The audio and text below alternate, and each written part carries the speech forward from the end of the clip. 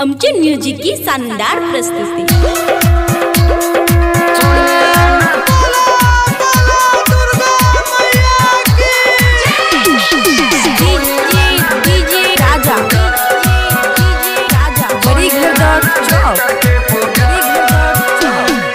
खुशी recording studio बलुआ। माटी के मूर्तिया सजल स्वरूप माथे शोभे बिंदिया लीला,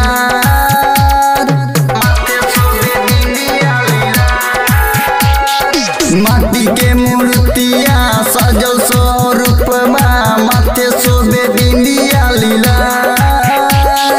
शेर के सवार कैले मैया तू दुलारी मोर सुनीला ना बेटा के पुकार। माटी के मूर्तिया सजल स्वरूप माथे शोभे बिंदिया लीला।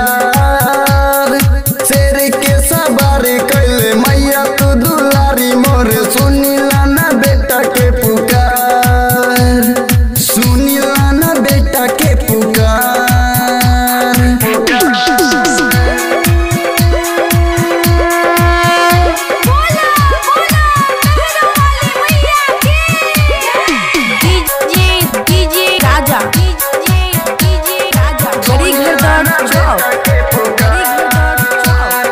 खुशी रिकॉर्डिंग स्टूडियो बलुआ।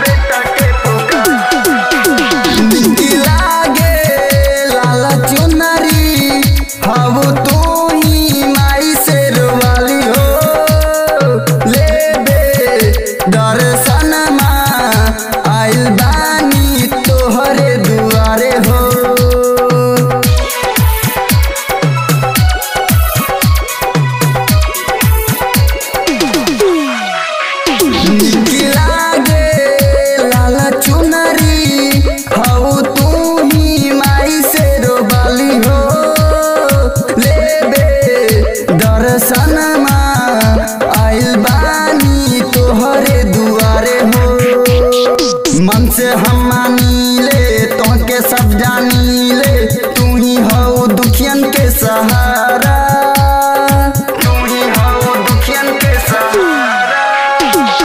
मन से हम मानी ले तो के सब जानी ले, तू ही हो दुखियन के सहारा। शेर के सवार कैले मैया तू दुलारी मोर सुनीला ना बेटा के पुकार, सुनीला ना बेटा के पुकार।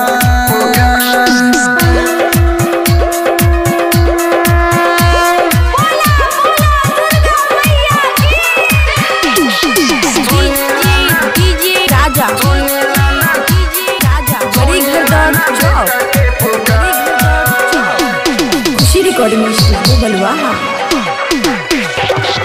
राइटर देखी